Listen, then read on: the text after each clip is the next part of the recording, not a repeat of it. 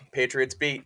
My first time hosting, Mike Kadlick here from CLNS Media, filling in for Ryan Spagnoli from Pat's Pulpit / CLNS now, but that's beside the point. I'm here with 98.5 The Sports Hub's Alex Barth. Alex, how we doing?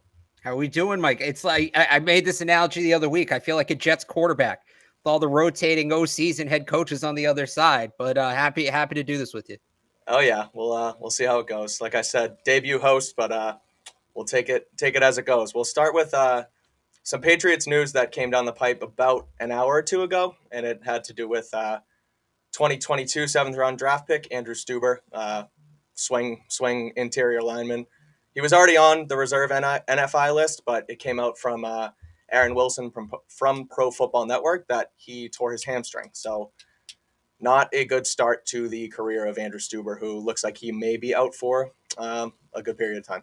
Yeah, I mean, you wouldn't. I didn't expect him to play this year anyway, right? And we haven't seen him since the spring, so you would think the injury happened earlier in the process. He's probably a guy you look at in 2023.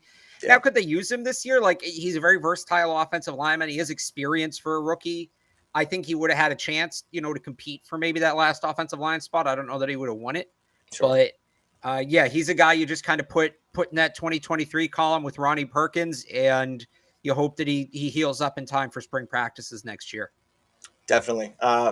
As far as offensive lineman injuries go, though, it's the same injury that also just came down the pipe over the last 2 days for Tyron Smith, tackle from Dallas Cowboys. He also tore his hamstring right off the bone. So he's another guy in Dallas who doesn't seem like he can stay healthy. He's getting up there in age. So with the talks of Isaiah Wynn potentially being a trade candidate for the Patriots, do you think Dallas could potentially come and snag him from here? Yeah, it's definitely an interesting one. I think he's a fit there, right? They would move him back to the left side, which is probably something that he wants. And it might be something, if he knows it's a possibility, that he pushes for, right? Because, again, he's in a contract year. Left tackles make a lot more than right tackles. They just do. So he wants to get back on that side. Now, and then I'll pull up here real quick, Dallas's draft pick ownership. I'm not sure what they own. And I'm not sure. Sorry, I'm trying to type at the same time. Not owners, ownership. I'm not, and it's not even going to give it. Let's just assume they have picks, right? Sure. Dallas has kind of come up a couple times now. When Nelson Aguilar's name was rumored, he seemed like a fit, and they could certainly use another receiver. Now, I don't think the Patriots are going to move a receiver at this point. I thought there maybe was a window where that could happen. I think that time's passed. Sure. But that's a team, I mean, they should compete this year. They've got a good young quarterback. They've got a good roster. They might give up, a little bit more than they should to get a guy like Isaiah Wynn, because you got to keep Dak upright, right? So they totally seem like if the Patriots are going to move Isaiah Wynn, that's a team that totally makes sense as a trade partner for them. Now, do you feel like, and I heard you and Evan talking about it on your podcast on 98.5 yesterday. Which, by the way, Evan and I did record a podcast together. You can check it out now, 98.5thesportshub.com. For everyone who wants Evan back in this box instead of me here, go check that out, like Alex said, on 98.5. But don't wave the red flag in front of the Bulls like that, Mike. Come on. You guys touched on the fact that there's not many NFL ready players on this roster to just start trading guys away without getting anybody back. So it's like, do you think anyone from Dallas is a fit, or do you think it just feels like a draft pick trade? It probably would be a draft pick. I'm trying to think off the top of my head of who Dallas has. If the Patriots are going to make a move, like a player-for-player move like that, right? I think you're probably looking at a corner, an interior offensive lineman, maybe a running back if they're not super happy with where either the rookies are right now. Fair. I'm looking at their roster. I don't think they have tremendous cornerback depth. If they really loved Isaiah Wynn, or maybe if the Patriots were willing to throw in a pick, they could do something like that. Tight end's another spot. They're not tremendously depth there. I don't think they're going to move an offensive lineman, even though they do have some depth. It's kind of, you lose your starting left tackle. I think all of a sudden that gets in the back of your head, right? So exactly. Then you lose that swing tackle flexibility they're going to have with the other two, Kajust and Haran. Right. Well, no. So like I'm like, I think a player for player trade with Isaiah Wynn certainly makes sense. I just don't know that the player, and look, maybe there's just a prospect they like at another position, and they see this as their chance to get that player, right? Sure. So they don't necessarily have to fill a need in that trade. I think that wouldn't be the best idea, but I wouldn't rule it out either, right? They didn't necessarily need a corner last year at the end of camp, and they went out and they traded for Shaun Wade.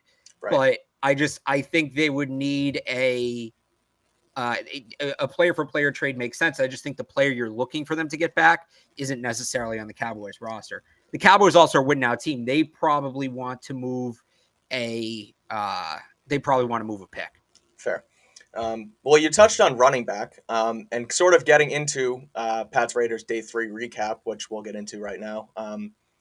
It was the last Pats training camp of the offseason, the last fully open practice to the media. You guys and myself will only now be permitted to watch shorter portions of practice kind of before they get into their real stuff. But starting off with Day 3, just an attendance recap. Tyquan Thornton, Kristen Wilkerson, Harvey Lange. Obviously, we know those guys didn't practice. Shaun Wade was limited. But another injury to keep an eye on, like I said, tying this back to running backs. Damian Harris left practice and didn't return. Anything on that? What do you think? Where do you think they're at with their running back room after a potential Harris injury? Yeah, that's an interesting one just because players were leaving practice and coming back throughout, right, with the heat. So right. I almost feel like the fact we haven't heard anything is a good thing. Generally, you hear within 24 hours if it's something serious, right? I think Tyquan was, we heard probably 3 or 4 o'clock in the afternoon the next day. It was late mid-afternoon the next day. So I don't think that's something, and it could be. I don't know. I have no inside information, but that's not something I'm entirely worried about.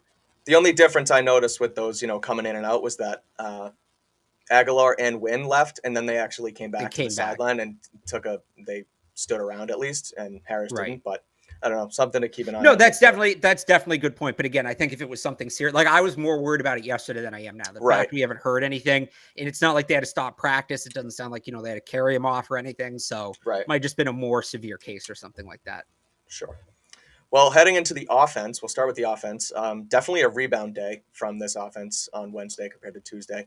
Andrew Callahan from the Boston Herald, I keep going back to this quote. He called it the most troublesome offensive practice of the summer, which is definitely saying something for Tuesday. You're talking about? Yes, for Tuesday, and they rebounded off of that, is what I'm saying. It looks like the offense, got it going on Wednesday. Yeah, they certainly did a little bit later in practice, and the telling thing for me is that when they got it going, right, it was with tempo, not necessarily full on no huddle, but just sort of moving the pace of things. And Mac even talked about when you get in practice, it sort of speeds up a little bit, and that helps them. This was something last year, really going back to the Cam Newton year, honestly, where when they were in hurry up, they were at their best. And we were kind of sitting here asking, well, why aren't they running it more? They're really only running hurry up when they have to instead of, and they did it sometimes for the scripted drives, but they didn't really do it a ton outside of that. So I wonder if that's going to be another thing this year where they are better in hurry up. And by the way, given their personnel, it does sort of make some sense they'd be better in hurry up, right?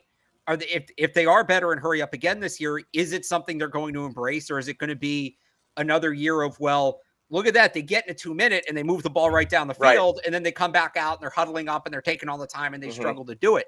So that to me is, that narrative's coming back. Here we go again with that. And I feel like it's probably going to be something we're talking about a good amount this year. The thing about that, I feel like that might have been a little bit of a McDaniels thing too. It's almost like run it as it goes. Crap hits the fan. Hurry up. You're talking about it being a McDaniels thing, tempo. That they were better in tempo, or that they didn't want to do tempo? No, that they didn't want to do tempo. Okay, I got you. Yeah. So we'll see how that irons out. Obviously on Friday and then going into the season. Mac went 20 of 25 in team drills. Definitely an improvement from Tuesday. And he ended up finding Jacoby Myers for 3 touchdowns, and then they ended practice with a touchdown to Hunter Henry. I love seeing him finding security blankets instead of, someone who he can rely on, because I feel like they have this wide receiver depth that we keep talking about, but it's good for him to, get in a rhythm with that guy. And whether that's going to be Parker, it looked like maybe Thornton could become not so much that guy, but someone who they can rely on. So just seeing, some chemistry really build against the Raiders, live bullets with Myers and Henry seemed like something good. Yeah, and those are 2 guys that have kind of had quiet camps, right? And I don't think in a bad way, not in the way that like Kendrick Bourne had a quiet camp, right? But you didn't necessarily, especially Henry. Like Henry, he went out there and did his business. I know he missed a couple of days. He was hurt, but it was like, he wasn't, we weren't like, oh, Hunter Henry was the best player on the field, but we were never concerned about him either. So to see him get involved, Myers is the big one though. I thought Myers, even though he had a lot of catches, there was a lot of check down stuff, to see him and Mac kind of stepping out a little bit more. Yeah. I mean, that's the guy. And I know Mac has the great chemistry with Kendrick Bourne. He's got good chemistry with Hunter Henry. Like we've talked about that, but Jacoby Myers is going to be the guy. That's just the way this offense has always been, the guy in that position that makes the offense go. So to see them get a little more aggressive, that duo specifically, I think is big. Yeah. And now moving from the pass game, which was improved, to the run game, which, again, going back to your podcast with Evan the other day, it doesn't seem like the run game was successful at all. They had one successful run on 7 tries. It seems like they have this stable of backs, but I don't know if it's the O-line, if it's just kind of the run scheme they're trying to implement, but it doesn't seem like they can get it going. I would think that's up front, right? I don't think it's the backs. Like it rarely is the backs. Sure. So to me, that goes back to, and you look at, because the offensive line was the issue in the passing game too, right? I think they're fine. I mean, I think they're fine at running back. They have two really good backs in Damian Harris and Ramondre Stevenson. It's different, right? Because you're not, when they're running the Shanahan stuff, you're not necessarily running to a spot. You kind of have to be patient and then wait for the hole to open up and go. So it's not that the backs are bad. They have to adjust to that. The blocking scheme for that is incredibly different too. Right. I'm not surprised they're having trouble running the ball in camp. I'm surprised they're having as much trouble as they are, or it shouldn't be this ugly necessarily. Right. And it should be improving a little bit too. And it doesn't seem like they're getting it. That's the other thing. Yeah. And that's kind of been the theme of this podcast throughout camp has been, it's not, people are freaking out. Why are you so worried about them being bad? It's just training camp. It's just August. It's not that they're bad. It's that we haven't necessarily seen the progress. And we started to the last couple of days here. But you're right. You want to see that offensive line maybe get it going a little bit. In the run game, I think that will fix a lot. And another, kind of building off the O-line, another nugget from camp on Wednesday was Max Crosby was all over Mac Jones. And they're going to have Max Crosby, and they're going to have Chandler Jones on the other side of that offensive line. Now, granted, they're not going to face a front like Oakland, like Vegas every week. But I still say San Diego. Yeah. I want to ask you what you think. What's the solution here for this offensive line at the end of the day? Well, I think what's important to remember, right, is you're not necessarily scheming for these guys. And Max Crosby's going to win one-on-one more often than not, right? Wynn's not going and watching tape, studying him. They're not necessarily leaving the running back in to help, anything like that. So Max Crosby's also just like one of the best pass rushers in the league. Right. So I look at that and it's like, all right, so Isaiah Wynn's not an elite right tackle. We knew that. You shouldn't have needed this week to learn that. Right. I just think it's like, all right, him versus Max Crosby one-on-one is a mismatch. We know. You just hope that in the regular season they can scheme it up better where that's not necessarily the case. Sure. What you need is Trent Brown winning one-on-one on the other side. I mean, that's what it comes about, and that's what me and Evan talked about the other day, that Chandler Jones had a good couple days against Trent Brown. That might be the bigger concern. I know people are going to be like, oh, Alex is a homer. He says don't look when Isaiah Wynn sucks. Like, it's tough to read a ton into Max Crosby beating him like a drum. It is. If that happens week 1 when it's schemed up, then yeah, we can have the alerts up, and I am interested to see what Isaiah Wynn's going to look like week 1. I think that's a massive question. I'm not necessarily expecting the best. I just think I had questions about Isaiah Wynn coming into the week.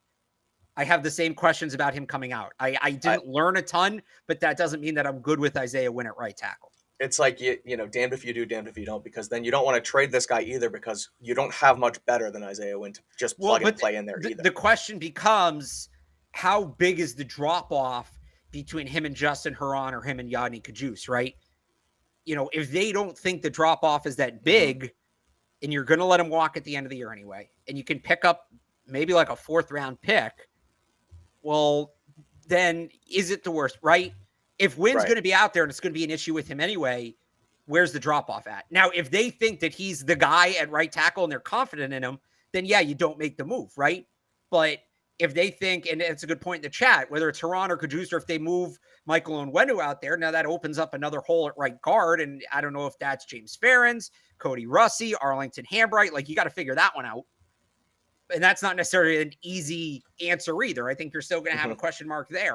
You're going to have a question mark somewhere regardless, but if you don't think the drop off from Wynn is big, then you make the move. If they feel like it's a drop off, then yeah, you don't do it. Sure. And those kind of roster reconstructions are some things that we'll end up touching on Sunday anyway at 10 a.m. So we'll keep you posted for that. But transitioning now to what the defense did, Jalen Mills on Tuesday was seemingly toasted by Davante Adams playing and play out. It looks like he rebounded from that. He went 2-0 against him in one-on-ones, according to our friend Evan. And then he also allowed just one reception on Adams in team drill. I saw that from Zach Cox from Nesson. So looks like CB1 kind of rebounded from his Tuesday. Yeah, so this is kind of the same thing I just said with Wynn, right? Where Davante Adams just a dog. He's and me and Ryan had this debate whenever the last show was, Monday or Tuesday. Is he the best outside, boundary receiver in the league? It's probably him or Hopkins, right? I would take him. If people want to tell me they take Hopkins, I think that's fair. You're not going to have him for 6 games, though. So that is true. That is a good point. Well, the point being, like, again, they're not necessarily scheming it. I don't know that in a game it's going to be Jalen Mills on Davante Adams on an island. And yes, the Patriots could do that with J.C. Jackson, Stephon Gilmore. They can't do that anymore. I don't think anybody was if you were expecting Mills to be that guy, you were mistaken. Again, this shouldn't have been the wake-up call to give you that information. We knew that. I think it's big he bounced back. I think it's impressive he did as well as he did. Looking down the road, he's probably going to have some help. But I think wake-up call is the best way to put it. Like, this isn't, he was great all camp, and credit to him, and that doesn't get erased. And he had a really good week against the Panthers, who, not Davante Adams, but DJ Moore is a good receiver in his own right. The fact that he can clamp a guy like DJ Moore, honestly, that surprised me. I didn't know that he was going to be quite there yet. I thought that would be a little more 50-50. So him being better than that is encouraging. I didn't expect him to clamp Davante Adams by any means. And that's just the era they're in now. It's more corner by committee. You're not just going to be able to erase a guy like you have in the past. And that's sort of what we saw. Right. And something that, you're sort of alerting to me, that everyone worries about the media sirens that go off every single practice. And I mean, I do it myself too. I call myself very optimistically pessimistic about this team. It's a jumble of words in my mouth, but they're not scheming for these guys. So when it's Davante on Mills one-on-one, when it's Max Crosby on Isaiah Wynn one-on-one, they're not scheming for that. They're not going to win those matchups one-on-one, but it's the fact that when they can scheme them ahead of a Miami Dolphins game or ahead of you have a full week to do these type of things are going to change. Another quick cornerback note, Miles Bryant looked to have taken over some slot corner reps from Marcus Jones. How confident are you in Miles Bryant being on that inside as a starter? Like, how confident am I that he's going to be the starter, or how confident am I that he's going to be good at it? Because those are two different questions. They are. Let's start. Go ahead. No, so okay, so like I'm a big Miles Bryant guy. When they signed him, like, I had him as the guy in that UDFA class. I was like, this is the guy. And unfortunately, it was during COVID. I was laid off at the time. I don't have it written anywhere, but there's text to people. Sure. Miles Bryant's going to be the UDFA. And I was like, he's not going to be a great corner, but he's going to be the guy from this class. So I like Miles Bryant. I think he's going to be the guy to start just because they tend to favor veterans over rookies. And I know we think of Miles Bryant as a young player, but he's been here. This is going to be his third year. Marcus Jones has been here, 3-4 months? Right. I think they're going to favor him. Now, that certainly could shift as the year goes on, right? And maybe Marcus Jones gets more rep, and that's kind of how they've handled things in the past. I think Miles Bryant can handle his own in the right matchup. He's not a speed guy. That was made perfectly clear last year. The speed slots, like, you can't. That's where I think Marcus Jones maybe gets more run. And week one's going to be interesting because it's the veteran, but Marcus Jones is probably the better fit to cover a guy like Jalen Waddle. But when they're going up against like the traditional shifty slot guys, that's a matchup I like Miles Bryant in. And that I think we'll see him more in those sort of games. I think they'll play those two guys based off matchups with a preference towards Bryant early on. I also think you could see some situations where they're both on the field and Miles Bryant's playing some safety. We've seen him do that in the past. Yeah, right. So that's where I'm at with those two guys. I do think we're going to see a good amount of Miles Bryant to start the season. Sure. Well, speaking of these guys battling for jobs, there's a ton of us battling for jobs out there. And as we gear up for fall, as the Patriots gear up for fall, as job searchers and hunters gear up for fall, you need the right people on your team to help your small businesses fire on all cylinders. So LinkedIn Jobs is here to make that easier, to find the people you want to talk to faster and for free. I know that I'm someone who does this full time. I heard Brian saying this the other day. I do this part time. I have another job full time, And I'm always on LinkedIn trying to see what I can, get going for sports media jobs. For, you always keep your eye out, right? Always reevaluate. So with LinkedIn, you can create a free job post in minutes on LinkedIn Jobs, and that will reach the largest professional network of over 810 million people. You can add that job and the purple hashtag hiring frame to your LinkedIn profile to spread the word that you're hiring, so your network can find the right people to hire. LinkedIn has simple tools like screening questions. They make it easy to focus on candidates with just the right skills and experience, so you can quickly prioritize who you'd like to interview and hire. And it's why small businesses rate LinkedIn Jobs number one at delivering quality hires versus their leading competitors. LinkedIn Jobs helps you find the candidates you want to talk to faster. Did you know that every week 40 million job seekers visit LinkedIn? 40 million, Alex. That's a lot. Post your Yeah. job for free. Post your job for free at linkedin.com/beat. That's linkedin.com/beat to post your job for free. Terms and conditions apply. You'll see it on our lower third here. LinkedIn.com/beat. So that's our shout out to our sponsor. Next on the defense that I wanted to talk about a little bit was Jelani Tavai. Is that how you say his last name? Tavai? Tavia. Tavia, okay. Seemed like he was out repping Mac Wilson at linebacker. He's someone who I really didn't expect to make this team, and now I feel like, Bill said something about him last week, and I feel like the tires are really turning on him to maybe make a jump on this 53. Yeah, no, I mean, it's funny to me, and I said this on the show the other day, right? They never tell us anything. The Patriots Mm-hmm. never tell us anything, and we're left guessing. And then Bill comes out and says Jelani Tavai is going to be a big part of what we're going to do, and we all just ignore it. Like if that was Right. any other player, like if he came out and was like Marcus Jones, because we were just talking about him. If he came out and said Marcus Jones is going to be a big part of what we're going to do, we'd all be like, "Oh my god, like this is great! They have a rookie. Talking They're about going a to keep rookie, involved." yeah. Right? It's all Jelani. He says about Jelani Tavai, and we're like, that can't be true. Yeah. Just forget about that. That's not important. So, no, it does seem like he's going to be a big part of what they do. I mean, it makes sense in terms, from their point of view. Like, you can see it, right? He's a big body downhill linebacker. He's a very technically sound player, high football IQ. He was a draft pick of Matt Patricia's. Patricia took him in the second round of 2020 in Detroit. So there's that connection.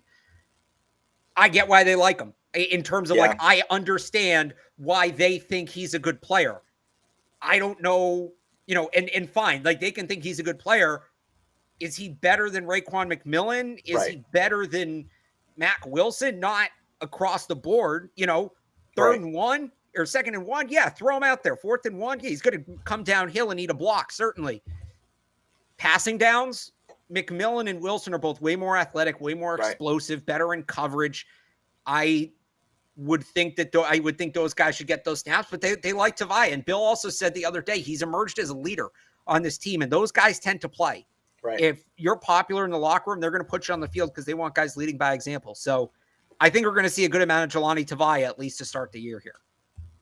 That should be interesting. That's kind of what I had for a wrap up of Wednesday. Do you have anything else on your mind before we hop into a preview for Friday? Sounds like Matt Judon and the defensive front still look outstanding. That's going to be the unit that carries them. My last little point here was just I'm not worried about their front seven one bit. Guys like Judon, Uche, Anthony Jennings, who's kind of popped here. So let me ask you this. Hang on. So you're not worried about Josh Uche, and I'm not saying let me figure out how to phrase this. I'm not worried about Josh Uche, but Josh Uche has been a guy that the first 2 years he's been here looks incredible in camp. Mm-hmm. And then it just never truly carries over to the regular season. He has his flashes, but it's not necessarily consistent. Do you think this year is going to be different? I hope so. I feel like it's the same thing, like you said. That's happened. I know you hope so, but do you think you said you're not worried about him? I'm not worried about. Is it just blind faith? It's a little bit of blind faith just because of how good the whole front seven's kind of working off each other. So that's a fair one. Like Matthew Judon and Christian Barmore, and we've talked about this, and they've talked about it. Need to open things up for the guys around them. Like they can open things up for the guys around them. So you think it's something like that? Yeah. If it's up to just Uche, no, I don't see it happening. But if they can kind of scheme this thing up together, like we said, with that front seven working off each other, opening gaps, opening things like that, then yeah, I'm not worried about Uche. All right. Fair enough. Yeah. But heading into now, we have Friday night, 8:15, Allegiant Stadium. Patriots versus Giants. We'll hop into a quick game preview here. This is the Pats and Raiders' last tune-up before the regular season. We have our last chance for bubble guys to get themselves on the roster. Depending on what starters play and don't play, Alex, what are you most looking forward to on Friday? So obviously, the starters playing hinges on this, but it's really the back end of the roster guys you're looking at in this game. So can Trey Nixon make that last push? I know a lot of people were excited about him, right? I It feels can't like wait Lil to Jordan see. Humphrey has that spot. Yeah, What I are you know. gonna say? That's one of the things I'm kind of looking at too. I can't wait to see how the back end of this wide receiver room comes together. Right. So last audition for that, I think the rookie running backs. I know Kevin Harris has gotten some run, but it's been late in games. Mm-hmm. If they don't play Stevenson or Harris because he got hurt, and then if like Stevenson or Montgomery take it light, it's going to be those two guys and JJ Taylor. I've personally seen enough of JJ Taylor. I think if JJ Taylor plays a lot Friday night, that's a bad sign for JJ Taylor making the roster. I want to see the rookie backs though. That one's going to be interesting. And we can kind of go, but I'm just kind of laying it out. We can go back and pick on individual ones after. The battle at right tackle, as I mentioned before, is a fascinating one to me. The middle linebacker usage. And then Shaun Wade. Shaun Wade's a really interesting player. I think their depth at corner, it's deep in terms of the number of players, but it feels like there's a lot of what ifs at that spot. Totally. And when that's the case, I almost feel like the more the better, because you're just playing the odds at that point. Right. So I think I had Shaun Wade on, and then he made those 2 special teams blunders last week, and I think that would be enough to swing it. But I don't think but he also looked like he looked good at corner. Yeah, so that's it's tough. The thing. Like I don't have it, but what's he going to be playing more, corner or special teams? Like that's how they look at it. When I say have him off, I mean like if they had to make the decision today, I think he's off, right? Yeah. But I don't think he's totally done. I think he can play his way back on. So that's a lot of what I'm interested to see. Oh, and I'd love to see Marcus Jones return a punt. He kind of did, but not like openly, right? Right. I want to see him really get in the open field, return a punt. Yeah. One of the things that you just said, that whole JJ Taylor thing, I just thought he looked so fast last Friday when he got the ball. I know you say you're sick of him, but like I just feel like he's so much more dynamic of a runner than Kevin Harris can be. Kevin Harris scored that touchdown the first week, but he averaged like 1.5 yards a carry. I don't know. I feel like Kevin Harris is so much more expendable than JJ right now because JJ also returns punts and kicks.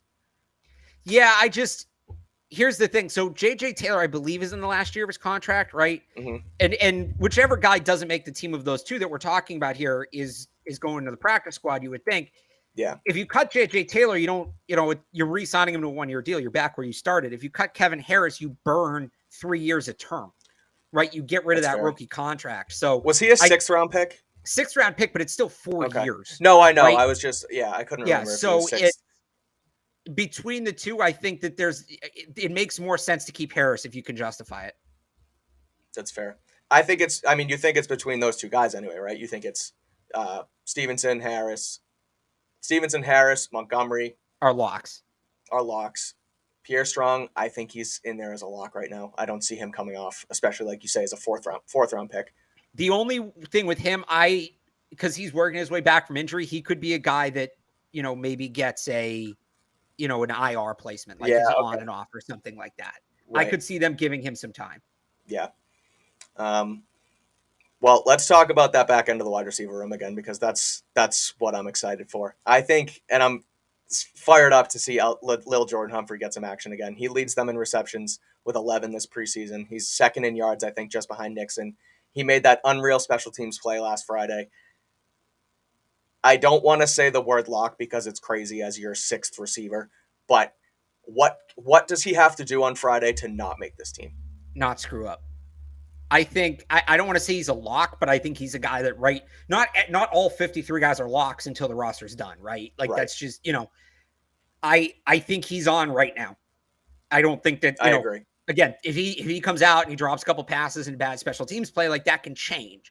But especially with the Tyquan Thornton injury, where they're going to want that depth, he's not getting through waivers. He's not. He's an NFL player, and this shouldn't be a surprise to people. He was on the Saints for 3 years. Yeah. After being signed as a UDFA, I mean, he's been in the league, right? Right. So I don't think he goes unclaimed.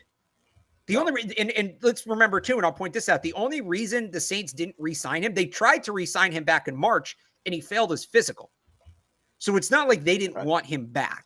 He just had to get healthy, and he did. Now he is. They're not getting him through waivers. So if he's going to make the team, they have to keep him. I think with the Tyquan Thornton injury, with Devontae Parker's injury history, which isn't as bad as people make it out to be, but it's still notable. No, but it's there. It's a thing. Right. Yeah. So the weird thing with him, let me just say this real quick. he's only played a full season once, but he's never played less than 10 games. So you're only going to need a couple games, right? That's LeJordan Humphrey, perfect. 2 or 3 games in that role, perfect. But if they're going to keep him, they have to keep him. He's not somebody you can cut and bring back. Yeah. So I think he ends up making the team. Yeah, me too. Yeah, somebody brought up in the chat. I mean, if I'm the Packers, I'm all over that. If I'm the Packers, I might call on him. I might see if I can move a pick for him. Like, he'd be such a good fit, but I think the Patriots want to keep him. Yeah. Okay, this is my own gripe. It's not really a story, not a gripe, but this is kind of my thing that I'm very interested to see. I've been interested in it all camp. It's backup quarterback. All right. Is Brian Hoyer at all expendable? I understand cutting him increases their cap number. But at that point, you're going to be playing roster management more than cap management because they have some space to work with. If Bailey Zappi, and I'm being serious, I know it sounds headliney. If Bailey Zappi continues to play decent football, can they keep 2 quarterbacks and get Hoyer out of here? No, because one, they don't necessarily have a ton of cap space to play with. I would disagree with that assessment. Okay. And his contract is much tougher to cut this year than it was last year. Like, he got guaranteed money. It's a 2-year deal, all of that. Sure. The other thing is Bailey. So the competition is really, like, I would agree. There's a competition for who dresses on game day behind Mac. Sure. Totally valid, question there. But what Hoyer does for both guys, Mac and Zappi, off the field, in the film room, in the classroom, just helping them navigate being NFL players. And Mac talked about last year how that relationship was maybe as important as any that he had in the building. You can't move on from that guy. You can't. He's too valuable. He's too valuable for the incentives. So, or the intangibles. Sorry. I would be pretty surprised if they cut Brian Hoyer. I would consider that a surprise cut. That's fair. That's why it's my own thing. But there's been bonehead plays from Bailey Zappi, but I feel like he can do it. And like you said, the competition for the backup job is there. But with how cerebral, I know Mac Jones makes mistakes, but with how cerebral he already has been, with their changing a little bit of the offensive scheme they're running, I wonder how important Hoyer is. I know he teaches you how to play NFL quarterback. I get all that. He's been around. He's been behind Brady. But when it comes down to these special teams roster spots that they look for, what's more expendable? You're a third quarterback who, right? But here's the thing, and like I think 3 or 4 years ago, like pre the COVID roster rules, it's much more of a 50-50 argument. But so you're talking about a guy like DeMarcus Mitchell, right? Who's going to come in and they can get to. I feel pretty good that they can get DeMarcus Mitchell to the practice squad. If they can't, they're going to get a DeMarcus Mitchell type of player that somebody else is trying to get to their practice squad. I look at some of the guys that they faced in joint practices: Aaron Mosby in Carolina, Isaiah Pola-Mao out of, you must know him. You're a USC guy. Isaiah Pola-Mao out of USC, the safety who's with the Raiders, who by all accounts out there has had a good camp, right? Yeah, they're going to be able to get one of those guys onto the practice squad, and then they can elevate those guys. So you don't necessarily need to give that guy a roster spot. Not all of them. Matthew Slater deserves a roster spot. Cody Davis deserves a roster spot, right? But Brendan Schooler. So again, does he deserve a roster spot? Has he played well enough to earn one? Yes. But that's true of more than 53 people. I know. You can only keep 53 guys. So this is kind of, when I did my projection, which you can find on 985thesportshub.com. Granted, I did it before the joint practices, so some things might have changed. But to me, it came down to Humphrey or Schooler for the last spot. That was me putting it together. That was the 53rd player. And what broke my decision was, well, I think they can get Schooler to the practice squad.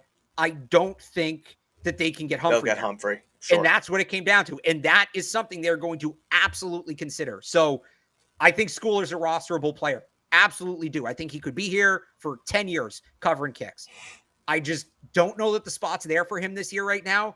And I still think they can keep him in the building without having to force somebody else off the roster. Sure. That's another room I'm kind of looking to see play out is safety, just because, I mean, Schooler's a safety, but he's ultimately a special teamer. Yeah. A guy like Josh Bledsoe, who has had spurts of flashes. I don't know if he can make a case for himself on Friday. I think they really like him.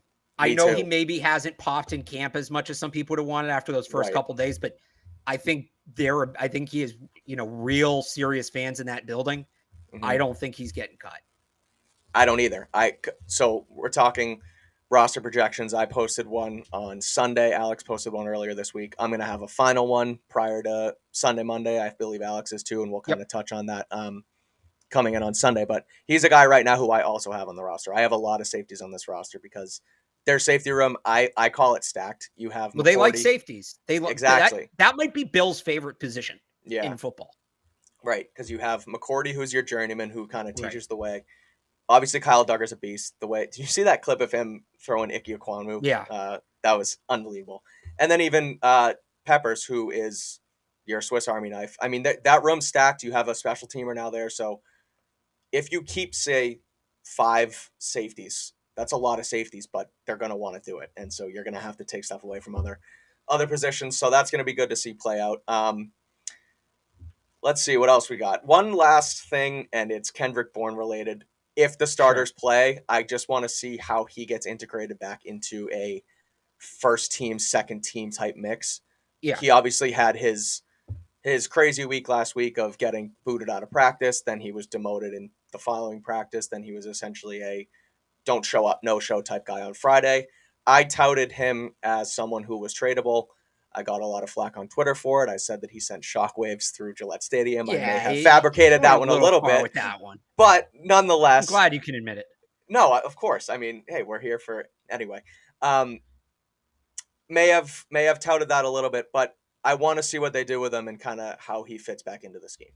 Yeah, it sounded like he was working with the ones out in Vegas, a little bit. So that's certainly encouraging to see. He had a slow camp last year. He may just be a game day player. That doesn't mean like you totally get a pass on a bad camp, and it wasn't a good camp for him. But a guy who, coming in was tabbed as a breakout candidate this season just based off what he did last year. And he still could do that, but a lot of that hype's been cooled down now. So it is going to be interesting to see what he does. But I get a feeling we're not going to get a good look at him. In terms of like if he plays, it's going to be very minimal. I think he's a guy we're going to have to see how that one's answered in real time. Is he putting trade tape out there, or is he?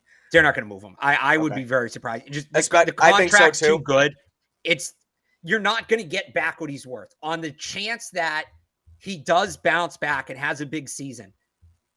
800-yard guy for $6 million against the cap. Like you don't just give up on that because he had a bad couple weeks.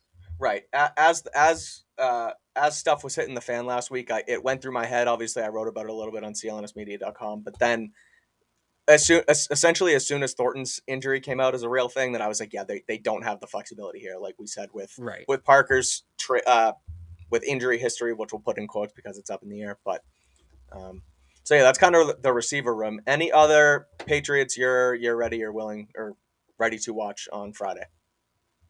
I think we said like half the roster, right? Yeah, we kind of covered it here. Do we want to do this here? We got like 5 minutes left. If people want to put names in the chat, if there's a name that we didn't mention that you want to hear us talk about, we'll just pull some up. And this is a good one right here. We'll start here. Carl Davis has had a sneaky good camp as a run stopper. Not a 3-down player, but if they want to play, and this is something we talked about earlier in camp after Devon Godshaw signed that extension, we talked about him maybe playing some 3-tech. If they want to do that and they still want a true nose, it's Carl Davis. Very affordable player. He's a leader on the team. I have him on. It's close. And I think they maybe could get him to the practice squad if they cut him. Mm-hmm. But I think they really like him. I have him on. I don't have him on right now. I'm trying to pull up kind of where I had the D-line at. I had LeBron Ray on my last I had LeBron Ray too. The thing is, okay. Did you also keep Sam Roberts? I did not. Okay. That's what it was. If you keep both of those guys, it's impossible to keep Davis. If you keep one, you can kind of make it work. I went deep. I went 7 defensive linemen. I went deep. Not everybody carries that many. Okay. Yeah, no. I had 5 where I'm at right now because I have the special teamers out the rear. So you have a ton of special teamers. Yeah, I feel like but Carl, I mean, I don't know about him. He's a good player. People I know. What he does is limited, so I think that's why people don't think about him as much. Right, exactly. For what he does, he's very good at it. Yeah, like you said, he kind of falls under the radar as a guy who pops, but like you say, what he does, he's good. So, I mean, he has a chance. It's their last chance on Friday. So I don't know. We'll see how he kind of shakes out here. Yep. Anyone else? So we just kind of touched on LeBron Ray. I have LeBron Ray on. So do He I. should make the team. He's an NFL player. Again, if you're not familiar, LeBron Ray's like a probably top 60 draft pick who was hurt his entire career at Alabama. The talent's there. It's just a matter of him staying healthy. I have him on.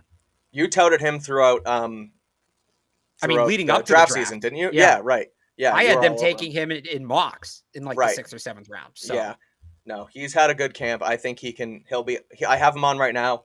It's similar to someone like Lil Jordan Humphrey, who you just have to essentially be bad on Friday to not make the team. I think that he's in that same bubble. All right, so Sam Roberts, they might be going head to head for a roster spot. Yeah. He's looked good in games. He really hasn't shown up in practices. He's clearly a developmental player.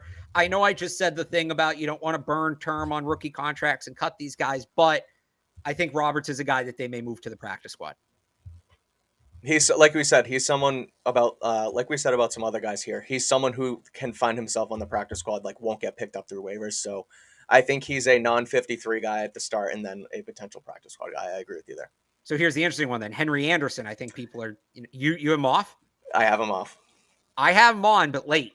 He's okay. If they're going to keep Ray and Roberts, that's pretty much the cut. He reminds me, I feel like he's similar to Carl Davis, where you just he doesn't pop. I haven't seen too much from him. And yeah, he hasn't really played much, which would make you think he's going to get on there easily. But someone, and I'm kind of going back and forth with position groups here, but someone like Terrence Mitchell, who we haven't seen either, I don't think he's necessarily a lock. Like I put him and Henry Anderson in the same category. Okay. The difference to me between Anderson and Davis is Davis has a carrying trait. He's a very good run stopper. Anderson's good across the board, but he's not necessarily great at any one thing. Yeah. We already discussed DeMarcus Mitchell. I forget. Did you have him on or off? I don't have him on. I have him off. Definitely a practice squad candidate. Yeah. I had Chasen Hines off. The slow start hurt him. He could be an IR guy. He could be a practice squad guy. Yeah, I have him off too. You have him off. We talked about Sean Wade earlier in the show. I'm as my 55th player right now. The special teams issues last week could hurt him, but he's a guy for me right now. I have him on. You have him on. Interesting. Yeah. Okay. I have him just off, but I don't think he's off. Sure. You just mentioned Terrence Mitchell. You don't think he's safe. I think he's safe because that room is young without him. There is not a ton of experience in that room. Right. It's a room that even when Butler and Jawan Williams went to IR, it still didn't iron anything out really because I didn't have them going to be there anyway. I have Mitchell on right now. I think he's close to cemented, but depending on what we see from younger guys on Friday, I think they could push him off. So here's an interesting one. Tristan Vizcaino. No, he's not making the team. He's not. Nick Folk's been excellent. But here's why it's interesting. The Jaguars just cut their only kicker. They don't have one on the roster. Who was their kicker? I can't remember. Okay. There's a couple teams that either don't have kickers or don't have real established NFL kickers on their roster. Right. Could you flip Tristan Vizcaino for a 7th round pick? Maybe. I don't put it past Bill at all. No, I don't either. That's it. He's in it. I wonder if they give him, and look, Nick Folk's older. They're generally careful about his usage, right? Right. Tristan Vizcaino showcase game Friday night. Maybe. He's going to get his reps. Yeah. Jake Bailey's looked outstanding since the spring. He was hurt last year. He's good to go. Yeah, he's fine. Put him on ice. He's ready. Mm-hmm. I think, let's hear, is there anybody else we haven't touched on? Mac Jones, Ryan, or not Ryan, geez, Mike. We really haven't talked a ton about Mac Jones this summer. The offense has struggled around him. It hasn't necessarily been him. Right. You'd think second-year quarterback would get a ton of attention. As training camp comes to a close, I can't believe we didn't do this. Like, where are we at with Mac Jones here? His first, remember, this was his first full NFL camp as a starter. At this time last year, he was still the backup. Mm-hmm. I'm a Homer Mac Jones guy. I have so much confidence in him. I feel like he just, despite everything that's kind of seemingly crumbling around him as our media sirens go off with the things that are going on in practice, although Mac Jones hasn't looked outstanding, he looks comfortable, confident, and someone who is just going to be here for a long time that they'll just keep building around. I have no gripes with Mac Jones. Obviously he's going to make the team. I know that we're in this, we're in our kind of roster talk right now. No, this is a different thing. We're just closing it with some I'm fine with Mac Jones. I got no issues with Mac Jones. What about you? Where are you on Mac Jones and his camp? I think he's done what he needs to do to get better. The footwork's better. The mechanics are Yeah. better. I don't know that it's like above and beyond whoa, but he's definitely No, better. but it's improved. Right. Right. He's made the jump you would expect him to make, you would want him to make. Now Yeah. it's a matter of, can the rest of the offense around him reach that level, and can they be better as a unit? So Right. And that's what we'll see going into Miami is going to be a big test. One last thing I guess we can touch on. It's a little more off football topic, but the UFC visit that the Patriots took yesterday. We have a yeah. nice Bill Belichick meme coming in with the Dana White giving him the belt. What'd you think? What'd you think of their visit to UFC HQ? Well, so I mean, it begs the question. And Bill with his hands up holding the belt, right? That's going to be added to the list of all time Belichick Oh memes, yeah. right? Yep. Yeah, UFC Bill Belichick will also probably be a pretty popular Halloween costume. But Oh yeah. so it begs the question: what is the best Bill Belichick meme or GIF or GIF or whatever?